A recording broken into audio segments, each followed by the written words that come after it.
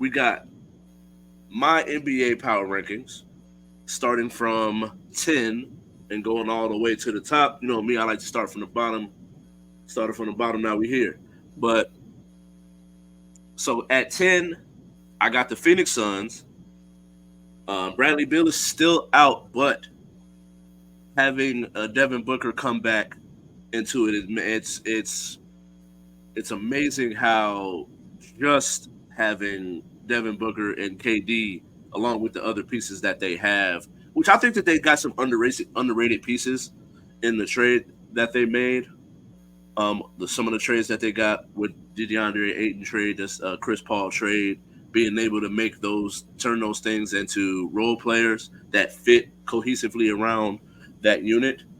But just having Devin Booker and Kevin Durant in at that spot, I think does wonders for them.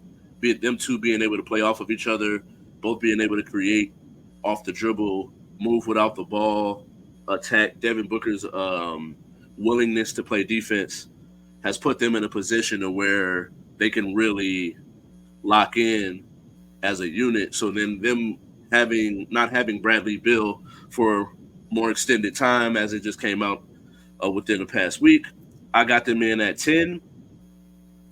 And then at 9, I got who did I put at 9?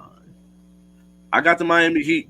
Um, it's they're just one of those teams that the culture, you can say what you want. They might not have the most talent in the world, but the culture, the Miami Heat culture, is it's just always going to keep them relevant, playing hard, playing the right way, working as a team. And when you play as a team, a lot of teams is going out here, and we'll talk about the Clippers a little later. But you get a lot of ISO ball, no moving parts, no motion, and they just play well as a team to where they're just always going to be in that hunt as as long as they got Jimmy Butler, and within the next couple of weeks, we'll see if they can add any other pieces. Word on the street is my boy, and we'll talk about the Bulls later. Zachary. My boy might be. He said that he doesn't want to go to the Heat, but they're one of the three teams that could possibly get him. Uh, so I got the Heat in at 9, and then at number 8, this is 7 and 8.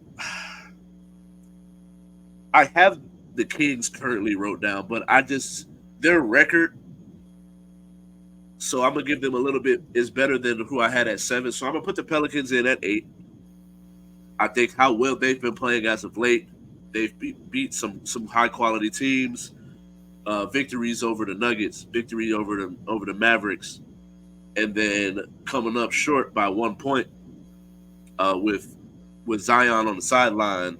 I think that they're coming together at the right time. Their record is only 7-7, which is why I can't put them higher or even put them above the Kings because the Kings are at 10-4. But I like the Pelicans and what they've been doing. I was looking forward to seeing them play. Hopefully they can keep high Zion for a stretch run because when they have him, they're always top 3. When they don't have him, that's when they slide into a lottery pick. Next up, like I said, I got the Kings at 7. I just think that we all seen the clip. What was his name? Bubba going in on AD and how he had Sabonis out there looking like Jokic. Right. Trash. But at the end of the day, I think that team, the way that De'Aaron Fox has been able to flourish underneath Mike Brown, getting a Davion Mitchell who could come off the bench, a Malik Monk, Keegan Murray with a second year under his belt, signing back veteran leadership within a Sabonis, and as well as a what's my boy Harrison Barnes. They're playing really good, playing really well right now. Got them at 10-4. And they got some good victories over the last week. So I got them in at 7. I got the 76ers in at 6. And this one was a little harder for me because I think the Sixers have played a little bit better consistently. But the Milwaukee Bucks, just as a team, when you can throw out a Giannis, a Middleton, and a Dame against anybody else's top 5, whoever you put them other 2 in, and they got quality role players over there too. Brooke Lopez has a rim protector. You got a Bobby I don't Portis. want to call him a 3 and D, but he's a 3 and rebounder in Bobby Portis. Pat Yeah. Connaughton giving you quality minutes off the bench. I like that team, so I'm gonna go Bucks over Sixers.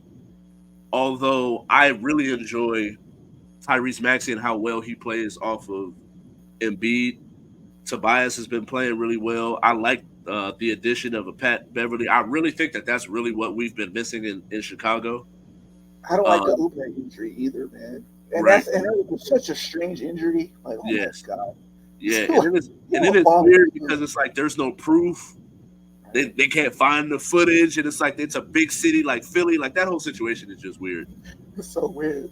Yeah. They're trying to make it seem like he lying, but then there's I don't know how TMZ got that ring footage of him coming in the house saying he got hit by a car. Like that whole situation is kind of wild.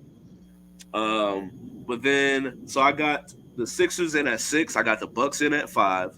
We talked about it before the show. I got the Oklahoma City Thunder, who I think they're right about where I figured they would be. I never really got a chance to truly think about it or even have the conversation on a major platform that I have. But when you got SGA, Giddy, Jalen Williams, you bring Chet. in Chet, and then you get Chet. It's one of those things where like people are gonna overlook them a lot as a casual fan, and I feel like people who really know basketball know and expected them to be doing good things here. Chet has done exactly what I felt like Chet could be and do. The ability to shoot, protect the rim, move, um, handle the rock. I think he's the outside. Given the opportunity that he's going to get, he's going to always be linked to Wemby for Yeah. the duration of their careers.